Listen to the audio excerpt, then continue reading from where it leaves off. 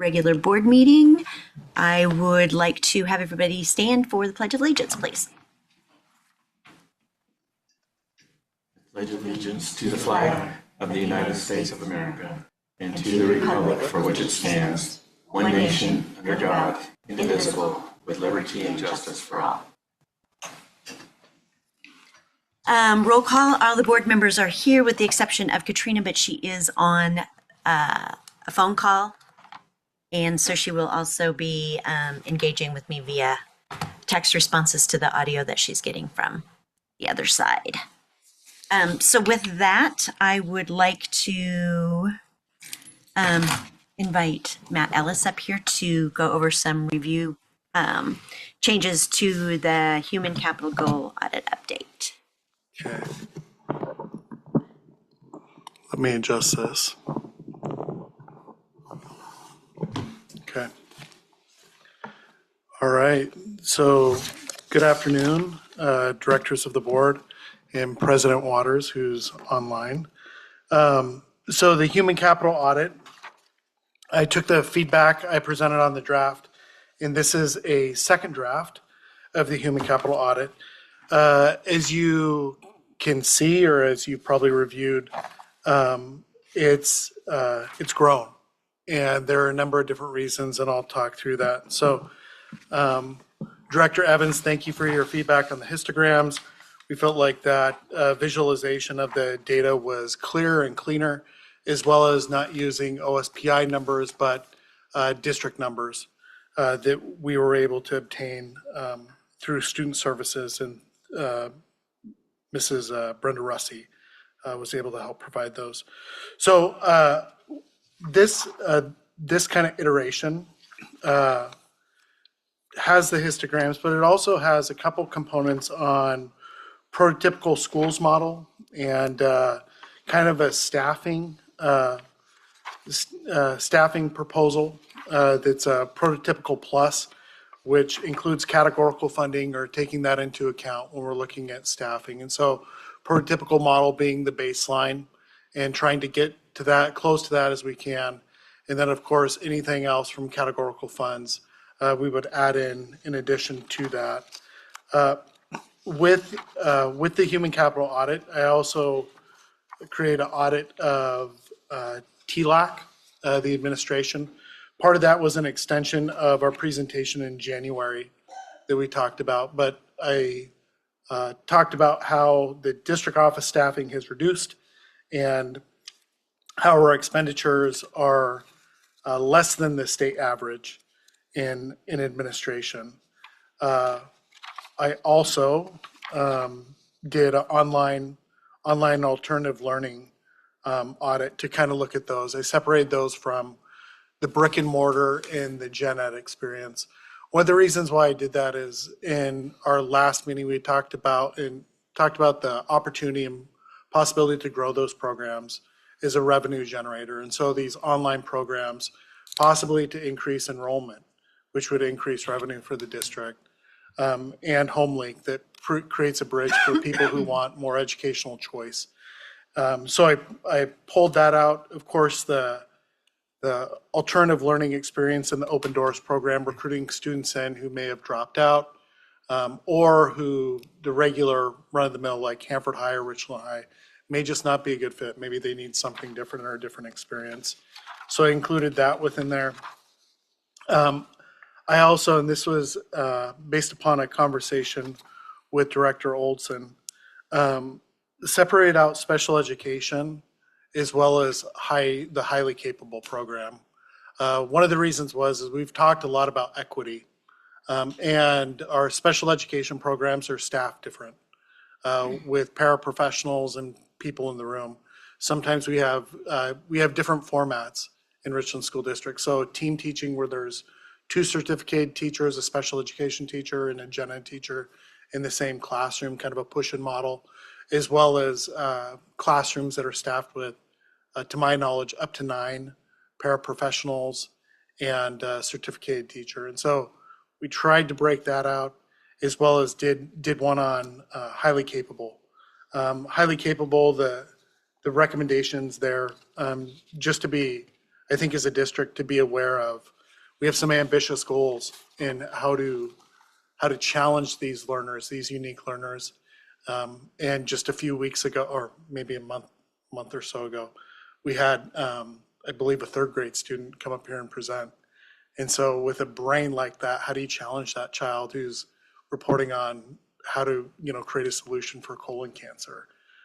So that's an important conversation there too, and how to balance those, that growth, both at the student level and at the district and professional level with all the other goals that we have. So I have draft stamped on all of these, but I would like to entertain a conversation on, just refining that. I have my own kind of thoughts on some of the things that I would like to change over. For instance, I have a commentary in the base report of the human capital audit, one-to-one, and some of the work that special education's doing. I think that would go in the special education report, possibly histograms within the special education report. But yeah, part of the aim on this was trying to create more of a holistic view. When Director Olson and I had talked, one of the things that she had requested was a prototypical comparison. And so I took highs and lows, the lowest enrolled elementary and the highest enrolled elementary, and kind of said operationally, this is what that would look like. Highest enrolled middle school and lowest enrolled middle school, operationally, this is what that would look like. And then of course, Hanford High and Richland High. So you had kind of a reference point for staffing. But as I'm looking to aim and looking to provide the board with what the board wants, yeah, I'd like to get some feedback on this, what you liked, what you didn't. If there are questions, perhaps I can answer them or find the answer. So what squared with you, and what do you have questions, or what would you like to see included or changed? You don't have anything, Bonnie? I just want to say thank you for, what you did between draft one and draft two. To me is a lot clearer picture of the kind of the reality in our classrooms. I had just kind of one general question for you. Yeah. As you've went through this and looked at everything, I always look for something that might jump out and look like it's out of balance, or I didn't see anything. I mean, did you get anything when you were going through it that kind of led you to think, oh, we need to take maybe some immediate action to change anything, balance something, anything different? Yeah, these have been internal conversations, but just so the board is aware, and I'll share with you kind of some of the conversations that I've had with Travis and other people within the central office here, that we have declining enrollment.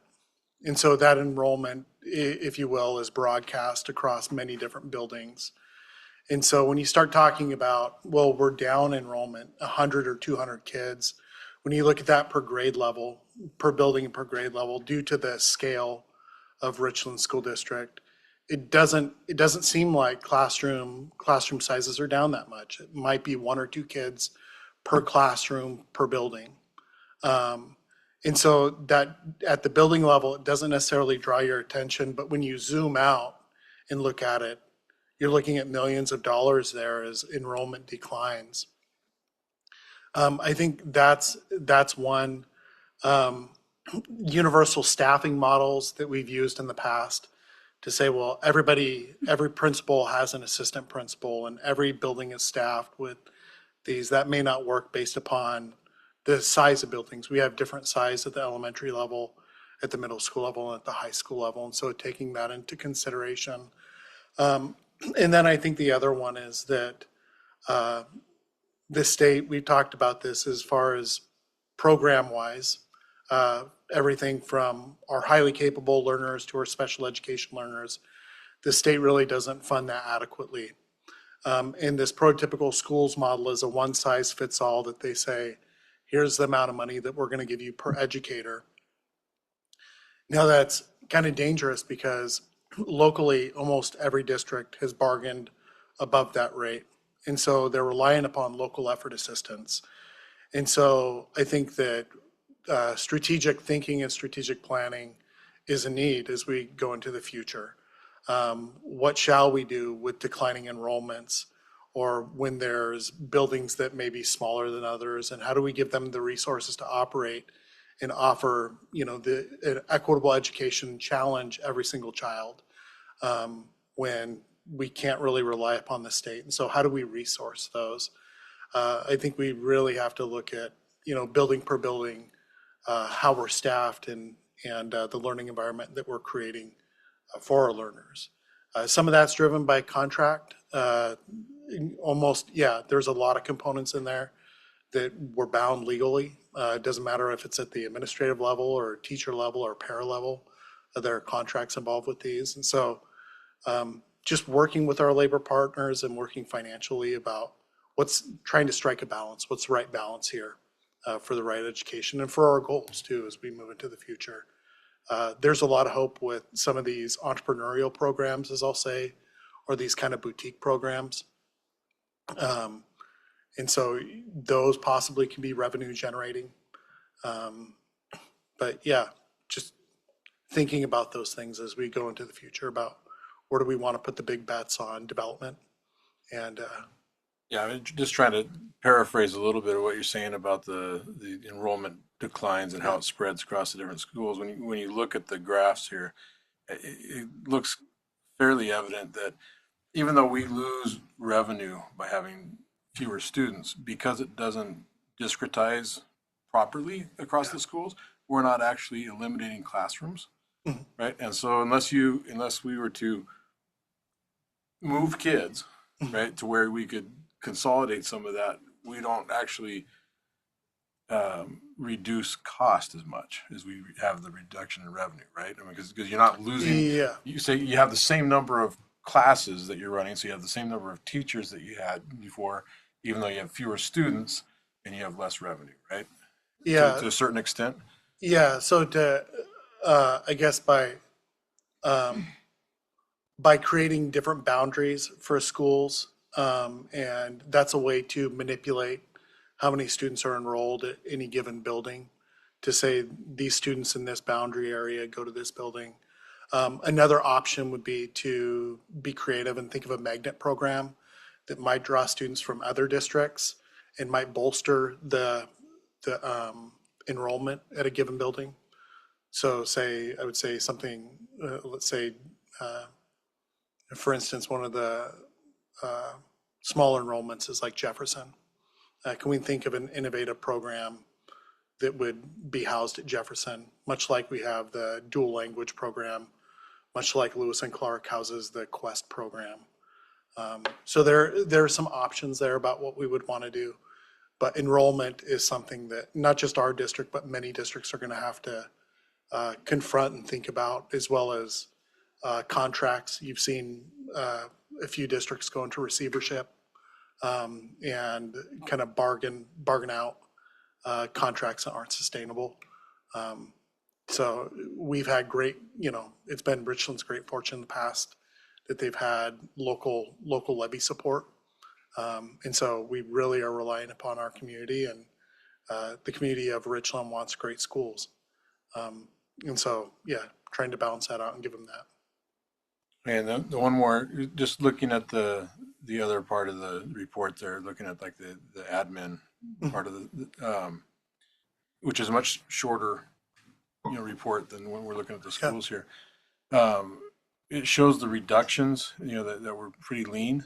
But that's going to end up kind of dovetailing with the other effort that you're doing with the job descriptions as well, right? Yeah. And to make sure that even though we're running lean, kind of seeing where we might be overloaded, or where the tasks might be too broad, or that's all going to come together, right? Yeah, it's my understanding that kind of the genesis of that job description audit was this whole idea of duties as assigned.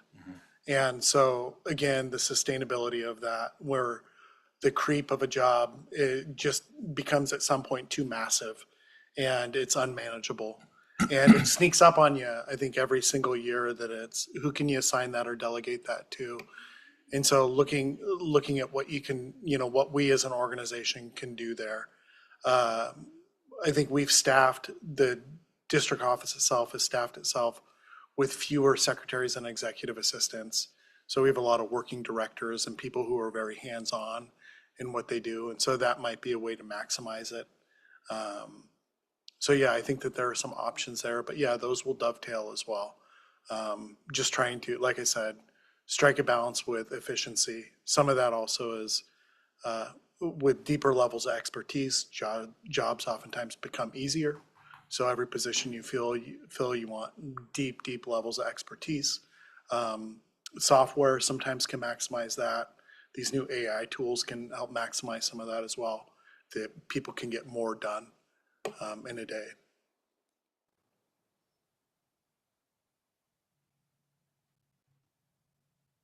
Okay, Katrina has a question, then I have some questions too. Okay. Let's see what she said.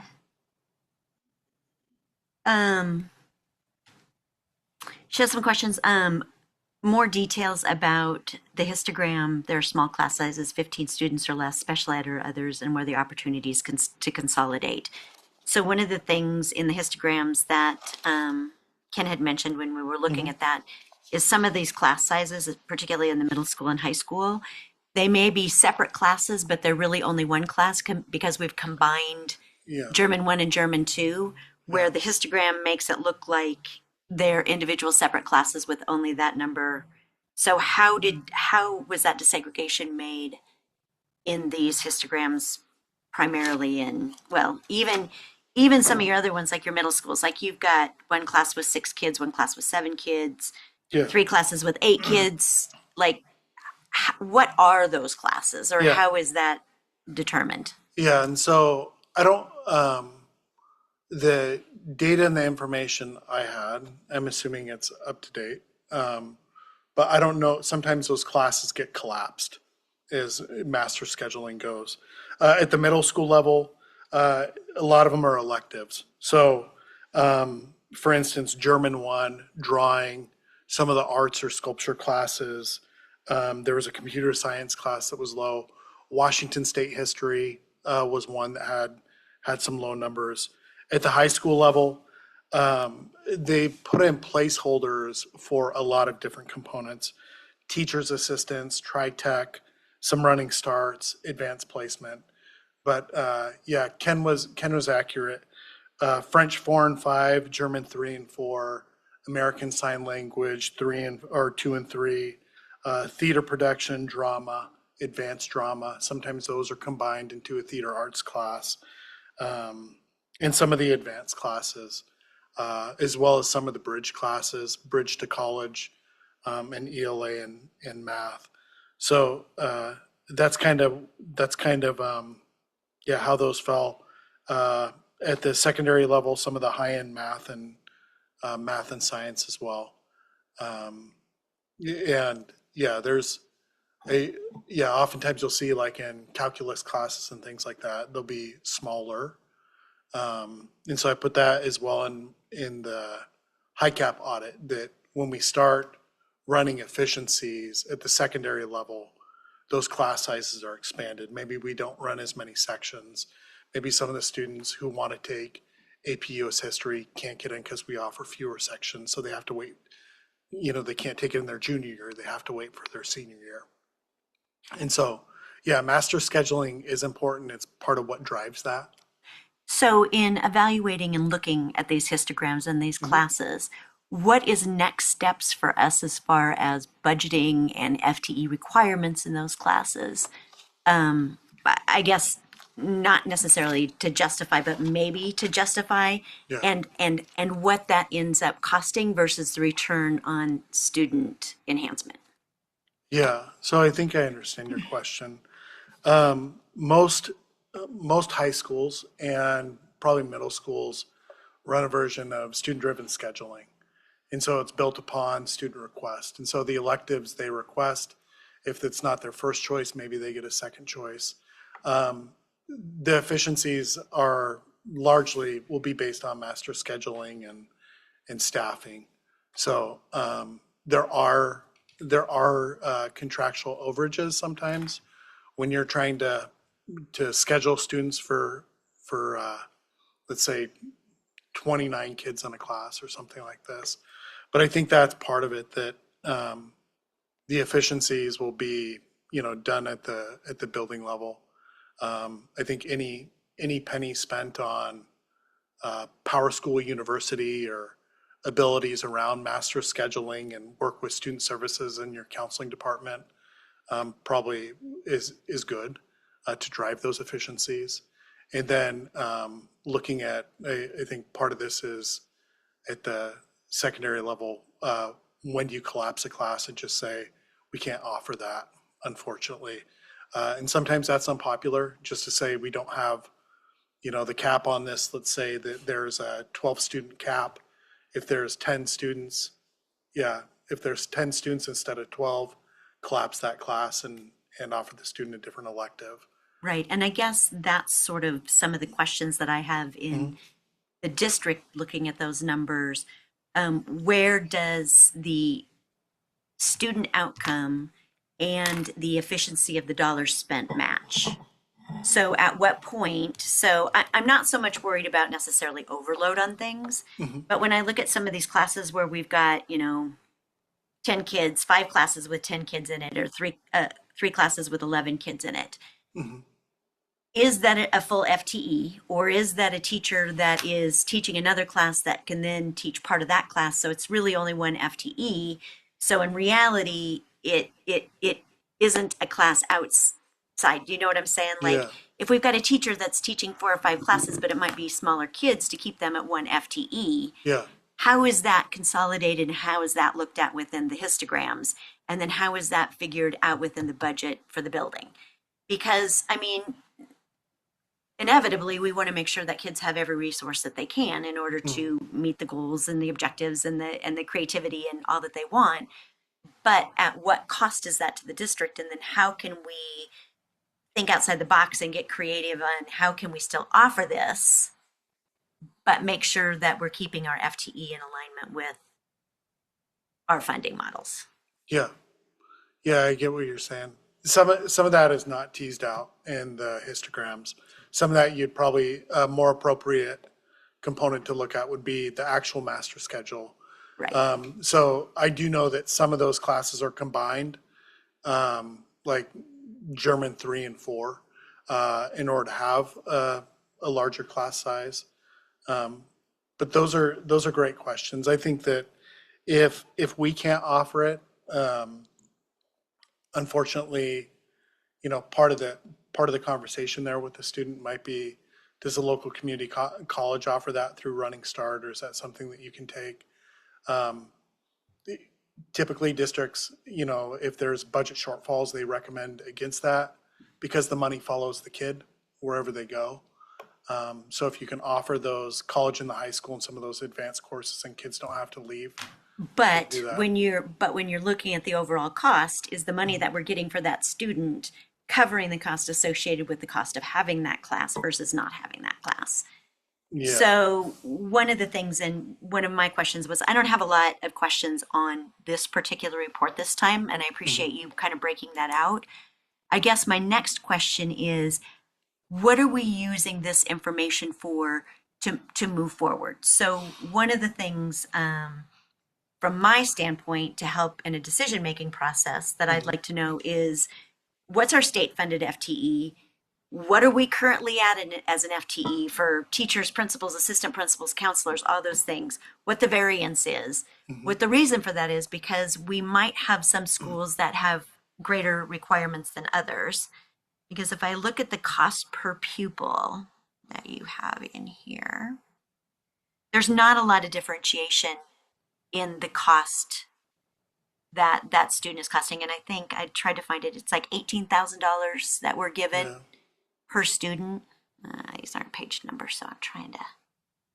Yeah. So when you go to the page where it costs. Yeah.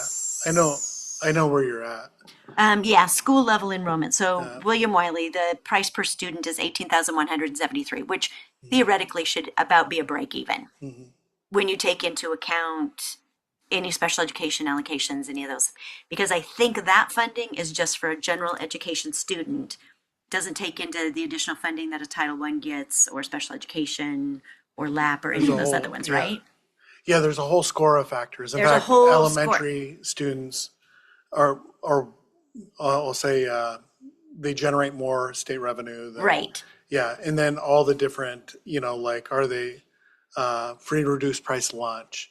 Do they qualify for special education? So all those Exactly. components. So when I add up. look at Jefferson Elementary and it says the price per pupil is $20,817, that's basically $2,000 over the allocation. But it's also 62% free and reduced lunch, which means they get Title I. I don't know what their IEP categories are. So one thing that, and I don't know how we would use this to make decisions necessarily, but this is sort of a snapshot of considering that every school and the demographics of every one of our schools is similar. This is here's Bobby, he gets $12.50 for allowance, and here's Joey, and he gets $12.50 regardless of what it is. So to help try and figure out, and what I really want to see from this is how can we allocate the funds that we have to have the greatest impact on student outcome, and not necessarily looking at it from like a cookie cutter or whatever, because what we're not, or and maybe this is the next step, but how is this allowing us the comparison of staffing allocations and what the impact on the students are? Like, where are we when you look at Desert Sky and you look at White Bluffs? As you spread that out and you look at the staffing, they're not apples to apples, they're all fruit, but you're going to have different needs. So how are we determining those staffing allocations based on the needs of the student, and where is that funding coming from? Yeah. Yeah. Funding, well, simple answer, funding comes from the state. When we start looking at student results, I think we get into a discussion on metrics there, whether we want to look at state testing or iReady or something like that. And so I think that there are conversations around growth over time. This is not a measurement of, I guess, yeah, bang for the buck is tricky to determine with students, just because what are the metrics we're looking at there? Is it graduation rates? Is it testing rates? What are those measurements? Is it the number of students taking AP courses in a general population at the secondary level? Well, and I think from a district level and from a board level, Yeah. those are the decisions that we have to make, because we answer a question on how funding works and how staffing is allocated, but we don't answer the central governance program of what does that look like and what is our outcome? Yeah. What do we want to see happen with these allocations and this funding? Yeah, in some of those, I would even say that by and large, you can determine academic outputs on free and reduced price lunch rates. Two things that are not based upon free and reduced price lunch rates, like performance-wise, the arts and athletics. You can be a poor school and still have a great athletics program or a great arts program. But traditionally or historically, students with higher levels of poverty don't perform as highly academically. And so just considering that, I think that's a consideration too. And maybe that's a balancing mechanism around rebounding or something like that. No, I don't know any district that really wants, quote, the poor school or the school that's under-resourced. And so I think when we start blending student outcomes, there are lots of different factors we need to discuss and look at there. As far as staffing models and staffing allocations, as a director, some of this, there are, executive directors above me and assistant superintendents above me. And so part of that is a conversation that I think there probably needs to be some deliberation on.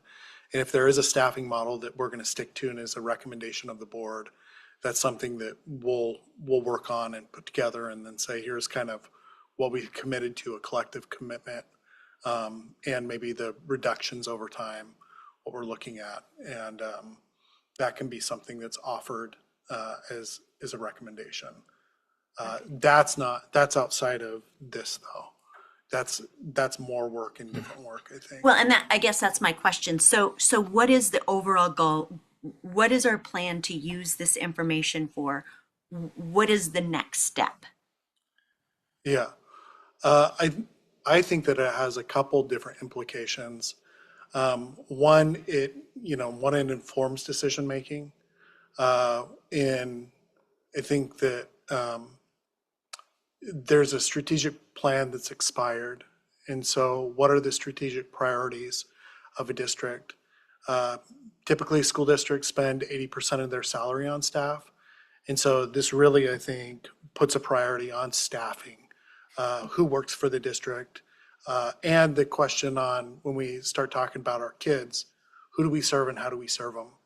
And so really it talks about the professionals. And that's kind of why I'm wondering what the next steps are, like what additional detail, like one thing, and maybe this is completely irrelevant in education, but I would like to see from school by school level what our funding allocation is based on what those kids are, their demographics, when you take into consideration all the aspects, whether it's Title I, whether it's special education, the overall funding that that school gets, and then what those staffing allocations are, and then what the variance is and the difference between what we're state funded and what we're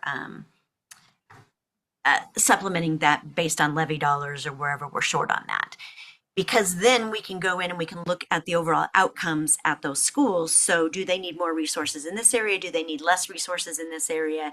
Can we allocate some of those other resources into a school that has a higher level of IEP needs or special education needs or poverty needs? I mean, a perfect example of that in looking at our middle schools, we know that Chief Joe, the demographics of that school, it's a pretty high need population for a whole bunch of different reasons. And I don't know if we necessarily go in and look at that as an individual school and the individual requirements and needs of that student, or if we just look at the pure numbers of the value and then building level, they plug in where they need resources. Because when you look at the amount of money that we're spending on the students at Chief Joe, it's not that much more. I mean, there's not anybody that's really out of line, but we definitely have areas and pods where schools need more resources in order to serve the kids that are there. Yeah. So I think from a budget standpoint, and Travis can help with this standpoint of it, I want to make sure that we're not just allocating funds based on numbers, but we're based on needs and student outcome. Yeah.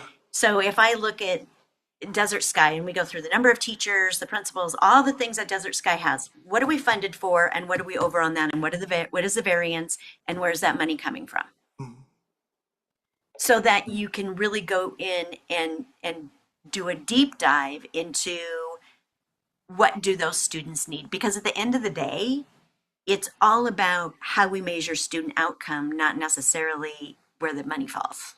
Yeah. And one of the, with that, right, one of the areas I want to kind of challenge you to think about is it's not always about money. Sometimes it's about expertise. And so Yes, it's not always resources. Sometimes it's being resourceful. exactly. And so when we start talking about strengths-based staffing models and putting strong people in situations to address certain problems or a depth of expertise. Which is where your Sometimes job that's- description audit Yeah. falls perfectly in line with the human capital audit. Because if you are looking at job descriptions, and I'm sure you're seeing some discrepancies to some degree in what somebody's actually doing versus what they were hired to do. And so sometimes things fall between the cracks, and particularly when you're trying to be frugal in the assessments of not adding extra people in and trying to have people pick up on resources.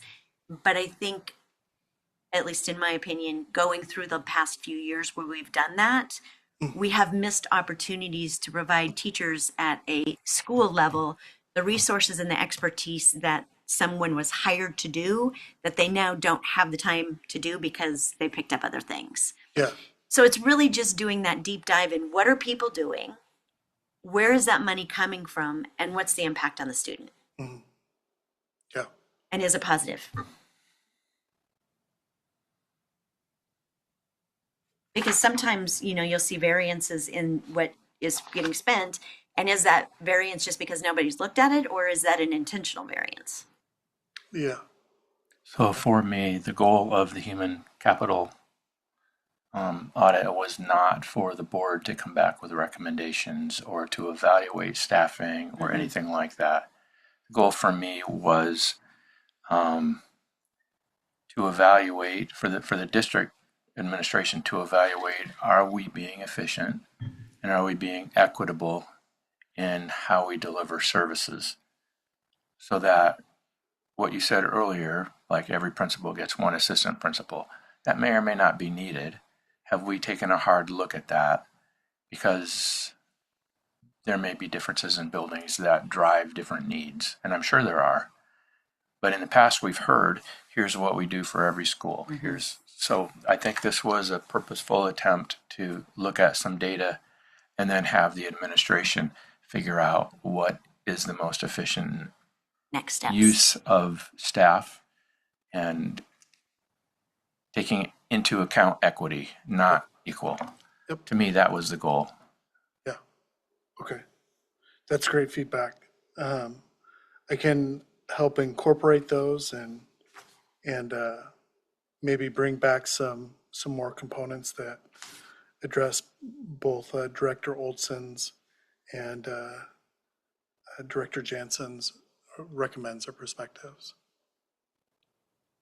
Because I just want to make sure that when we take the time and energy to put something together, that it provides us usable data that we can then transfer into better outcomes for students. Yeah. Yeah, absolutely. Our Yeah. overall.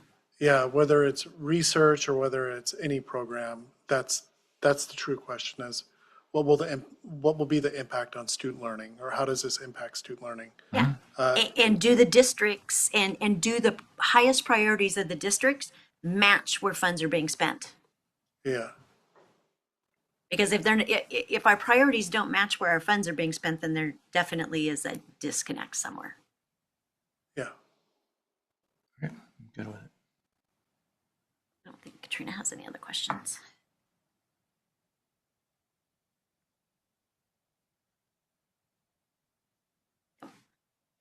Okay. What I'll do is I'll draft some more on this, and let's shoot for hopefully a third and final draft. But yeah. So just I don't know if there needs to be a third and final draft Okay. of this, because I think you've calculated and run numbers to ad nauseum almost, because it's like if you could get it. What at least I would like to see, and I don't know as far as the rest of the board, but what are your plans? What is your next steps? What do you want to do? What do you want to accomplish for the district by this information in helping buildings and the district understand their staffing allocations and whether it's justified? Because this is all great and this is great data information, but taking it to the next level, how are you going to form decisions? How are you going to make changes, if changes even need to be made? I mean, you may look at this and evaluate and look at it and say, you know what, we're doing great. But what are the next steps? What are your recommendations based on the information that you in human resources obtain from this data? Yeah, as far I'm as the director of the human resources department, I'm not an island, and so one of the things I used to say and still do say is decisions made in isolation tend to isolate, and so it's a team effort really. And so this information, sharing this information with other departments, people above me and people below me, to start working on this. And so with the start of the school year, we'll be given an opportunity to share some of this information out. But I think it's a work in progress. As people retire or new positions are proposed, each one of those is considered. Where is that position a good fit? What will be the outcome to learning? Or even how do we address some of the disparities? That we have a building that's staffed very similarly with more students to a building that has fewer students and is staffed the same way. And so, of course, each of those moves you have to be careful with because they can be unpopular, as we've seen in the past. But looking at programs and how we address that. Now I'm not the king. I can't wave a magic wand and make everything happen. But just being cognizant, I think it's important information for the board to have too. Is PERS sheets come for your personnel action sheets come for your approval. And we've kind of modified that so you'll know, is it the position, a new position, or where's this coming from? But any budget correction will be done probably over time. I don't believe in knee-jerk reactions or tomorrow to wake up and say, new plan, everybody. Right. I guess I'm just looking for that systematic approach, like within everybody. Yeah, Ken? If I could, one of the goals from this human capital audit and job description audit was to come forward with a recommendation for a staffing model that we can use to direct future decisions. Yes. And all that encompasses, because you have different buildings with different needs, but having a baseline staffing model that we can use to say, when this happens, it will trigger this, or it will do this. And so that's one of the recommendations we will bring forward to the board at some point at the end of this, that this is how we're going to make decisions moving forward regarding staffing and to help meet those needs of the students and the outcomes that we're hoping to get to. So that's kind of my vision from day one, is what the ultimate goal of this is, some sort of staffing model that we use. And it's not going to be, it can't be a hard line. It's not going to be black and white. It's going to be gray because there's so exceptions. many variables Yep. within it, but it's going to give us a baseline to make those decisions. How do we fund? How do we staff schools? How do we staff them if they have additional needs? And what are the factors that go into those decisions? So That's kind of perfect. where I That's see that going. exactly what I was thinking. And I think before Yeah, you what Ken said. before you Yeah. spend a bunch of time coming up with a third draft, I think there's a lot of information here that I don't necessarily think you need Yeah, to I don't. reinvent anything. I think the what the question that Dan asked was kind of like, what did you notice anything? What stood out to you? And I Yeah. think that's the important thing, is that when we're learning from the information we have. And I don't want you to think, oh, now I got to go back and do another iteration of this, because I think that the information in here is great. And I mean, I would just erase the little draft part and say, boom, like this is good. And now we're going to use this information and go forward To make to decide what to use it in the plan that we, in the intent that we wanted to use it for. So that's my recommendation. Don't do another draft. Just keep it like it is. Yeah. It's Sure. great. the I agree only with thing. Bonnie. Yeah. Yeah, you're- The only thing that Erase I the would, draft word, stamp it, the done. only thing that I would like to see is for you to add a graph in there that talks about what we're funded for. Okay. And what we get and what the variance is in all the employee groups. You don't Yeah. have to break it. I don't even care if you break it up, because you'll do that individually by schools. It just gives us an overall picture of Yeah. what our variance is in each one of the teachers, principals, assistant principals, counselors, nurses, psychologists, state funding, FTE, actual FTE variance, and then the reason. And that may be really hard. I don't know. No, I think that it's doable. Yeah. Okay, if there's anything else, I was trying to just like make the whole day for you. Like I don't have to do it over again. Yes. yeah, no, Yeah. that's Yeah, no, fantastic. because this is great. No, This is yeah, great information. I actually, some of the feedback that the board provided was useful. I felt like it refined it in many, many different ways. And so now with that, I think that with different iterations, you get different snapshots. So the first iteration had certificated staff to students, divide that. Oh, we have a 18-to-1 ratio or something like that. Now that's important, an important perspective to keep in mind too, that there are itinerant staff members and people with certificates, or people when teachers have their prep period, PE specials, things like that, the elementary level, to offset those numbers a little bit, and they're needed. But yeah, I think it's just some different looks here that the board can use for information, and of course we'll use it internally to apply. Yeah, and I think that's great. And I think another main reason why we wanted to do this is because the community has been telling us, we want transparency. We want to know who are all these people and what jobs are they doing. And now we can say, here are all the people, and Absolutely. here's what they're doing. Yeah. And that, because that's a big part of the goal, is just so that everybody knows exactly who's working for the district and what they're doing. And so when they say we have too many whatevers, you can say like, well, where? Where? Because this is the list of where they are. Yeah, two things that people are really sensitive about: their children and their tax money. Exactly. right? And so Travis has made some great strides with his dashboard as well. And so that transparency does make a huge difference. Or when people are looking for information, how do I access that? How do I interpret that? So hopefully this is a step forward in the right direction. And we'll continue to work on a model that that works, is flexible and works, and leads to higher student outcomes, but also addresses equity. Yeah, we want to take care of both of those things as best we can, right? I mean, we're not just up here willy-nilly writing checks, you know? Yeah. Yeah. No, I get that. It's not like spaghetti that you throw stuff at the wall and Right. see if it sticks.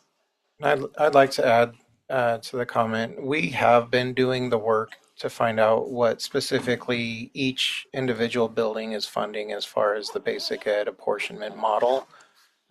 Some of the other categorical funds that you're talking about and wanting to cost out, some of that, like special education, is not a uh, what are the needs of Desert Sky Elementary, and we will fund to meet those needs. We've been talking about special education being significantly underfunded in the cap. How we allocate special education dollars is we meet the needs of the student at that school. When you're talking about title money and some of the categorical funds that are related to poverty percentages, free and reduced lunch, that sort of thing, there are some federal mandates that restrict us as far as supplement and supplant methodologies, and other factors that go into that.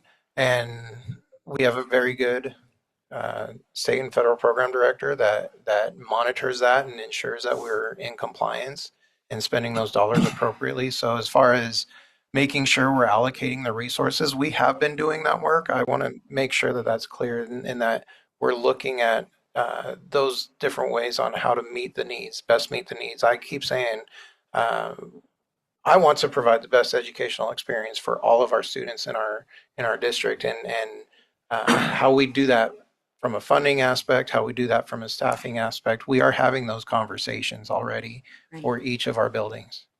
Right. Thank you. And it was never the assumption that you weren't. It just helped. Yeah, like don't think that we didn't think that. It just helped. And I think sometimes there's a disconnect. And over the summer, I've been trying to figure out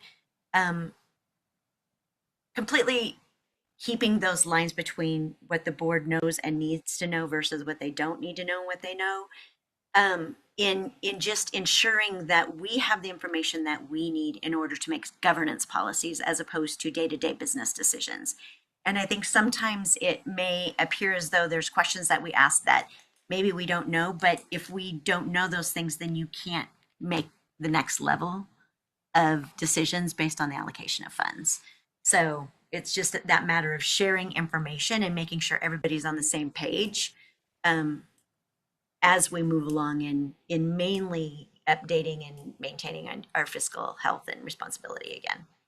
So I appreciate that you guys have done that. And Travis, you've been super instrumental on that. So thank you. You're like, that's my job.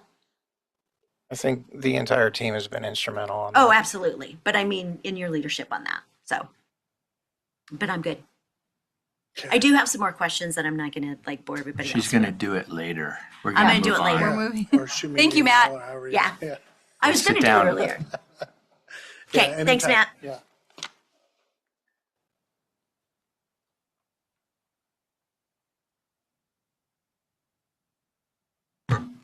I'm back. Hello. How are you?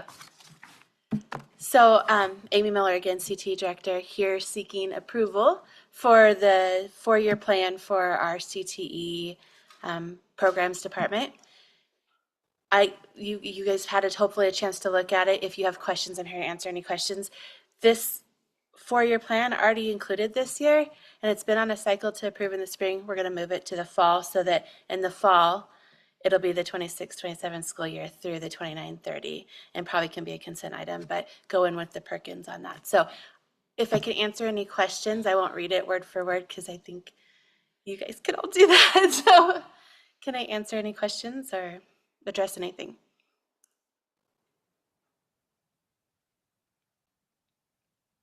I'm looking at you, Jill, because you're the one who has all the questions. I'm actually I'm pretty in tune It's with pretty self-explanatory. Yeah. But Yeah, it's no, I don't have any questions. I do love the fact that you want to reallocate when we approve this so that we're not after the approving fact, something that, yes. yeah. And I think that also gives us the ability and for you to be able to share with the board all the amazing things and opportunities that the CTE program provides for our students.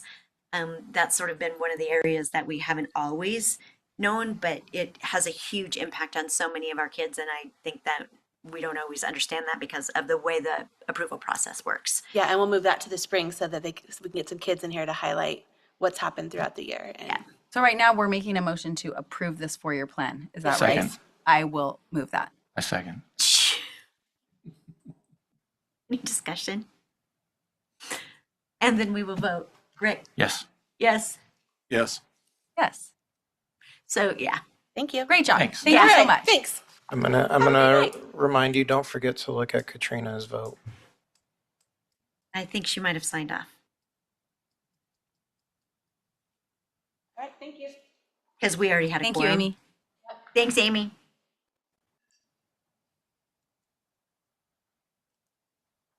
Yeah, she had to sign off. 'Cause this Okay. whole meeting was supposed to be this long. So hopefully, in Bonnie's comment, hopefully this next part will make more sense than the last time. I do want to say I included the memos on here.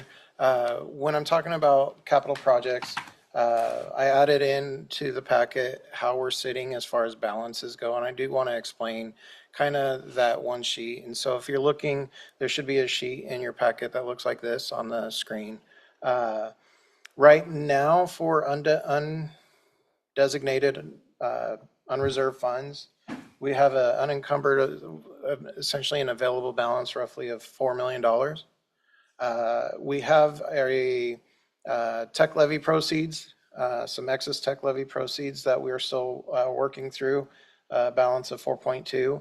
And then we have some safety net, or the safety and security levy that we ran a non-voted debt for. Currently, the balance is 1.3. However, I do list on here the payment plan schedule that really our available balance to keep that in balance is roughly $70,000 of safety and security money that we can use right now. We do have some excess bond proceeds and state match dollars that we have been talking about using. We need a hearing in order to make those more available, but that is out there still. And we've been talking about the community task force and saving those dollars for that. Or potentially, I mean, what the board and I would say administration, district administration find to be a priority projects that we need to be jumping on. I believe after I sent out the packet that included our budget extension here, there was another spreadsheet that you received from Ken that lists out some of those projects that we have in the works. These are projects that we're looking at. Very much welcome your feedback on, and those are what we are wanting to move forward with. And really, when I'm talking about this budget extension, my standpoint on it is we've been, when we passed our initial budget, what the budget extension is doing is it's taken our initial budget of $10.8 million of budgeted expenditures, I'm asking for an increase of 624 to a new budget of 11.5 million, essentially. When we initially did that, the 25-26 budget, we didn't really list out the projects. We're going to make sure that we're a lot more transparent on what those projects are moving forward. And you can kind of see that with this budget extension. And when I do the budget workshop, budget hearing on August 11th, I'll be going a little bit more into detail on how we're planning on budgeting capacity for the 26-27 year. But here you can see, this is the project page that shows the expenditures from the 24 or the 25-26 budget, and then how we're adjusting it for the with the budget extension, listing out some of those projects that were given as priority. But really, even all of this can still change. Really, what I'm asking is that we increase to the 11.45, just to open up that spending authority. Again, if the board decides, we've got a building over here that's for lease. If the board decides, you know what, let's make an offer to actually buy it. If we don't have a spending capacity that allows us to do that, then we have to wait at least until we pass our budget. And so if we're trying to process a payment before the end of August, we would need to do that. And that's just an example. There might be other projects that the board and the district say, we need to get this done. We need to have that budget authority, that budget capacity to do it. And so I thought, since we have to do that for the debt service, why not increase the capacity for capital projects? Because initially we weren't sure if we were going to be able to really open it up or not. So my recommendation is that we have a resolution put forward to the board. My recommendation would be to move forward and passing the resolution to allow for that authority, not necessarily that we're going to do it, but the authority to spend that up to that 11.5 million. Can you go back to the first slide?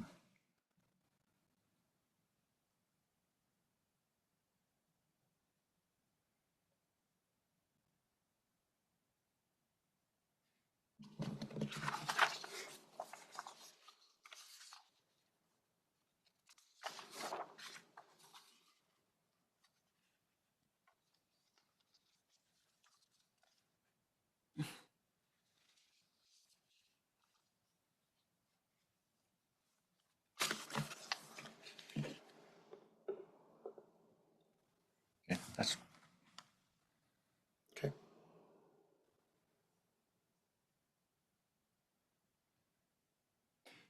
I have a question. On the project list that you, and this is more of a question for Ken, on the list of projects, and it has estimated costs or whatever, are those costs estimated by who? And do we know what the overall costs are, or are those just maybe numbers? I'm gonna ask Brad to respond to that. It says rough cost estimate, so that's. Well, that's my point. When I look at a rough cost estimate, and I look at the intercom system or the sound system for some of these things, and it's an astronomical amount of money. Yeah. I'm like, where did those numbers come from? Because if you look at it and you do some research on it, it shouldn't cost nearly that amount of money. So I was just curious where those numbers came from. And which ones in particular here? It's more on the new list than the old list. Like Okay. this one, I don't know. I don't know how. I mean, I don't know what's wrong with the White Bluffs intercom system. I just know it hasn't worked for a while. But 150,000 sounds like a lot unless they're replacing the entire system. It's almost entirely the new system. So when these older systems fail, and so these numbers in here, a lot of the numbers in here are actual hard quotes that I went and got from vendors. Okay. So in the case of White Bluffs and some of the older facilities, as the technology changes, they change from analog systems to full digital systems. That's what all of our new schools have now, which Okay. means a lot of the clocks, these intercom systems are not just the intercoms, they're also your clocks, your bell schedules. How Right. you, White Bluffs has been a total thing. So when we look at White Bluffs intercom system, and sorry, my questions, you guys, I know you have places to go and people to see, but like Chief Joe and Carmichael and some of those other ones that are much older than even White Bluffs, have those systems just lasted longer overall, or are those systems not working either? No, they are working. They have just lasted longer. Okay. Yeah, and as with anything, we've discussed this in the past, that when a certain thing reaches its life cycle or its anticipated life cycle, that doesn't mean that we're going to go out and replace it until it's actually needed, right? And that's where some of the reserve and having funding available for when that day comes So as other things come, your priority list changes. So yeah, in the case of like Carmichael, it is a lot older, but it's stable and it's performing and doing its job. Knowing that I've identified it as a potential need, but until that day comes, right, there's other items in the list that we can go address as each yearly budget cycle comes through. Some of those numbers that were on that spreadsheet don't match up with the numbers that are on the screen here, like for the track replacements. I think just memory serves like the Chief Joseph track was coming out to like 700 or something on that spreadsheet, and here's that 400 or So whatever. That's why, Jill asked about where the estimates come from. And I think it So- just seems to be a little bit.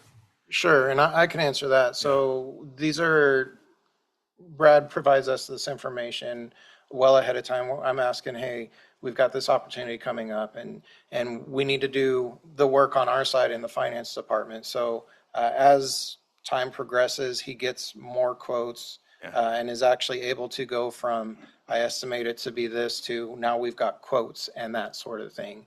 And so that's why White Bluffs in particular doesn't match. We have White Bluffs on here at 150 at the time of the And there's like creation, 2 submitted to something on the other one, ESD for review already and everything. And now it's at 215, right? But that's where having the idea of right here, that 3.5 of miscellaneous projects, we take out of that to supplement the White Bluff. So the information provided initially were quotes and good quotes based on the time of creation of the budget extension. And now we've got new information, better quotes and stuff coming in that.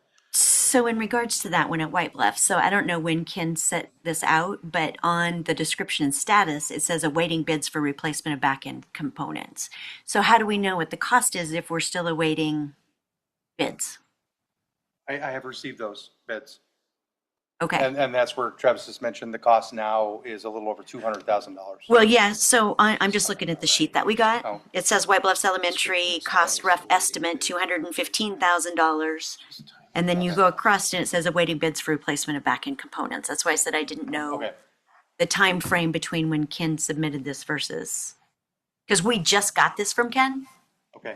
I think it is probably an error on my part of not updating the list. Okay, and that's Right, okay. that's Or I'm not just updating making the- sure. not updating Yeah, the side, it's not a that side. gotcha. It's just, I'm just trying to understand how the process works. Yeah, and the only reason why I have more updated bids on the White Bluffs Intercom and Enterprise Track is that we're getting closer to having it become reality to where I can actually go out and get firm quotes. And then, the whole process of getting a firm quote, you're identifying exactly what you need Right. and what you can do without. And then there's always, and in the instance of tracks and everything, there's always some wants and wishes that come from people, like multicolors and a lot of fancy stuff, which that's at our discretion. And but the wants always can balloon a cost, so Yeah. we try to keep it as low as we can. I don't know that going through the full list is necessary No. for what Travis is asking for No. here, but I would like the opportunity at some time to talk a little bit more about some of them. And I know that I had some sticker shock when I saw some of the prices on there. Yeah, me too. So just because this is public money, I just like to get a good idea of making sure that we're not getting ripped off by vendors or what's going on with some of those. I mean the sound system at the Enterprise cafeteria, that one just still blows me away. It seems 5 or 6 times what I would expect. Yeah, anytime you want to get together and go over those, I'd be glad to do it. Appreciate it. I'd like to see that done as a board. Yeah, to go through and review that. Yeah. And I have a it quick may be question too about late. track at Chief Joe. So, I do too. There's 2 different numbers. right. And they're very, so like, is that one the newer one or the older one? The one on my screen that was provided, anything coming from me is going to be an older number because Okay. we have to submit this to ESD for review prior to. And so when I created this, Sure. I don't remember when we created it and we had the conversations of doing it. these are the best numbers that I had. I would, if you're looking for the most up-to-date numbers, the numbers that Ken provided in that projection sheet are going to be the most current as of when he sent it to you. Okay. So my next question about the Chief Joe track is, when we're, so there's a lot of ifs, right? Like Chief Joe, we know is a very old building. We're talking about replacing it or something, right? We don't know what to, what it's gonna. And then when we have talked about if we build a new Chief Joe and then tear down the one that's there, we talked about putting it in a different spot. Would that require us to move the track, or would the track stay where it is? Because we're going to spend $750,000 on a track. It better last for freaking ever. Yeah. You know, or at least like, you know, decade. But so I'm just trying to plan ahead. Like, I don't want to put $1 million into a track that we're going to tear up in 5 years. Yep. So that's Makes perfect sense. That's the balancing act that we will have to walk all the time. yes. And so I don't know, like in theory, right? If we move Chief Joe to a different location because we're going to build it in a different spot, is it on that spot where the track is? I'll say, I mean, it is that balancing act, and how do we respond? And when we failed our last bond, can we move forward thinking that, yes, we will get community support and a bond through that actually does Chief Joe, or are we going to continue to see no's on bonds? And are we going to continue to leave Chief Joe the way it is and not do anything with it because we're waiting for bonds to come through? Exactly. And so do we do action or do we not do action? It is that tough balancing act. Well, I think, like, is there a way? So I think that the facilities committee is doing a bang up job, and that we're going to have a really great plan for facilities that's going to make people love it and want to do everything that we say. So that's just me, right? We're doing a good I job. do agree with you. And but what I'm wondering is there a way to build a new Chief Joe in a different place that doesn't make us tear up the track that we just spent $750,000 on? And maybe you guys aren't the right people to ask, but I'm asking, like, the universe so is there a place on that property to do that so that we don't have to tear up the track that we just built, that we just No. resurfaced? There's not. I don't think so. But I also think I would ask them, can they wait for one more summer or wait till October till the facilities committee delivers a report?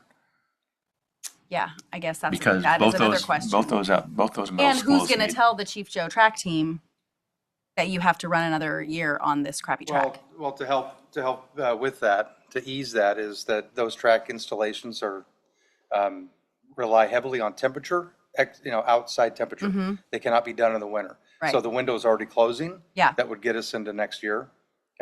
So that, we're not under extreme pressure right now on that as far as this calendar year.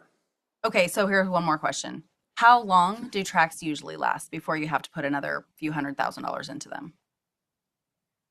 Like, what's the life expectancy of a track that's $750,000? I would say for general purpose, especially middle school, you're going to look at 10 to 12 years. Okay. Is the hope. And there's a lot of variables that go in there to how those could degrade faster. High schools get a lot more use. If vehicles drive on it, if kids are going out there on the weekends doing something, there's on those stupid little bikes that they have? there's a number of things that can lead to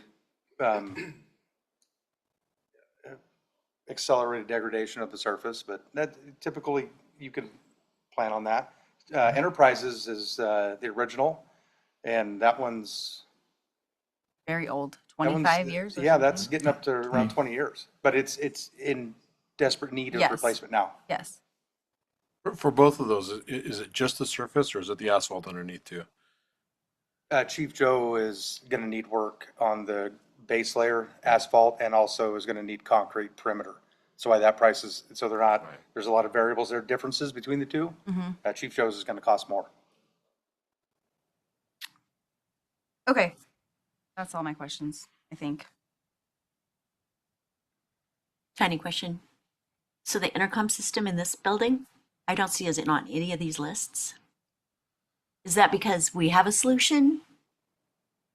Or we're Not the just intercom. not? She's talking about the I'm AV talking about for- our system. Like, I don't see that anywhere on any That of means this. it's not a priority right now. Well, I would say, if you're talking who? about, if you're talking about this this room and the broadcasting, I think that's probably going to be a general fund project that we're tying to a general fund expenditure. Because I could see that, like we kind of talked about, it's kind of an interesting conversation about what is a general fund maintenance and what is, I mean, we're talking about a complete overhaul of a intercom system at White Bluffs. Here, we're talking about some maintenance to our ability to broadcast for our board meetings. And so there is a difference between what is a general fund and what we Okay. would be talking about as capital project. Okay, and I just want to make sure that it's on the thing because it's frustrating for the community, and it's frustrating for me as a board member when we can't seem to navigate in a brand new building the expectations of what the community wants when we have our business meetings. So I know you guys are working on it. I know it's a nightmare for everybody. It's just frustrating from my standpoint when we know we have a new building and we keep having issue after issue with whatever system was put in this wonderful. Yeah, and if it would be helpful to do a future upcoming presentation on the status of a lot of our projects, where we could answer a lot of those questions, I could put something together for that. Where we can go over all those and answer all those questions. I have one more question. Sorry. Can you put the Richland High? Is the pit anywhere on any of this list? You know, the stage, the auditorium pit. It is, and that will be, yeah, it is, and I do have quotes, and that will be general fund as part of our General general. fund. Okay, perfect. That's Love it. part of our normal maintenance. Love it. It's just it's a specialty thing, so it took a little time to get the information and bids required, because And you don't have to explain this now, but how is it differentiated between it's a general fund thing versus capital projects? Because if that's a maintenance thing, but the White Bluffs intercom is not a maintenance thing, how do you differentiate? She also said you didn't have to answer this right now. Yeah, you don't. So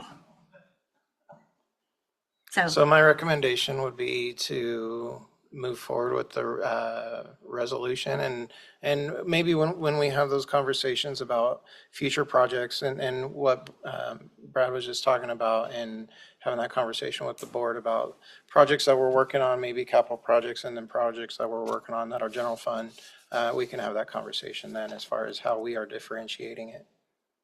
Okay. Yeah, and I want to be clear. I don't want to put the brakes on Anything. summer projects that you're doing, by waiting for us to do something there. But if you have some of that information already that you could send to us, that would be fantastic. yeah, I'll do that. So I'll move approval of the budget extension resolution. And I'd have discussion if I get a second. And I will second that. You're moving approval of $624,400. Yeah, the budget extension Yeah, for capital yeah. projects fund. Okay, Yep. got it. Yep. Any discussion? The discussion that I have is if we can wait. So a lot of that is necessary. How the roof, water heaters, things like that. The two track things or things that are contingent on the facilities committee work. If the window's closing and it's next year and we can get by, my recommendation is we would try to get by with one more year, or at least until we get something from the facilities committee that might change where we want to spend the money. That's not direction, that's just recommendation. That's my only discussion. Any other discussion? No.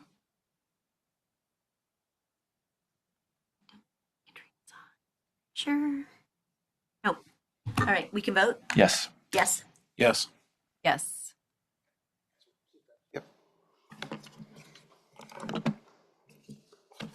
Okay, and then the other item is the bond refund.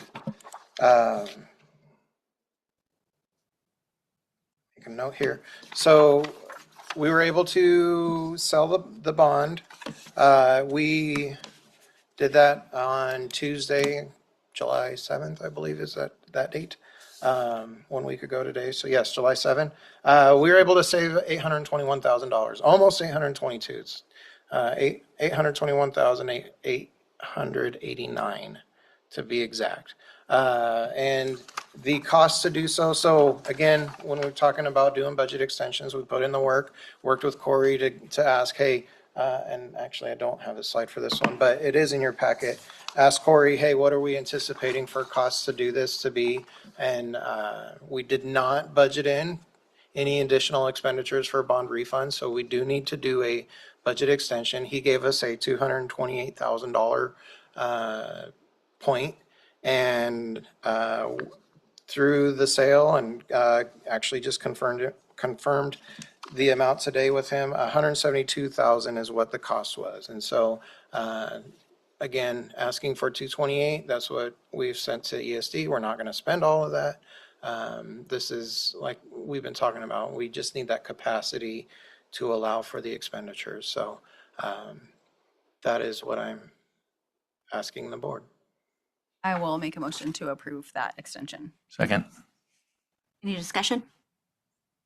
Yes. Yes? Yes. Yes. Good job on that. Yeah, that was huge. We will move on to consent agenda. Does anybody have anything they would like removed or pulled? Nothing? All right, then I will entertain a motion for the consent agenda. Move approval. Second. Yes. Yes? Yes. Yes. And with that, our meeting is adjourned. I want to remind everybody, this is the only meeting that we have during the month of July. We will resume back the first part of August. Enjoy your summers. Thank you.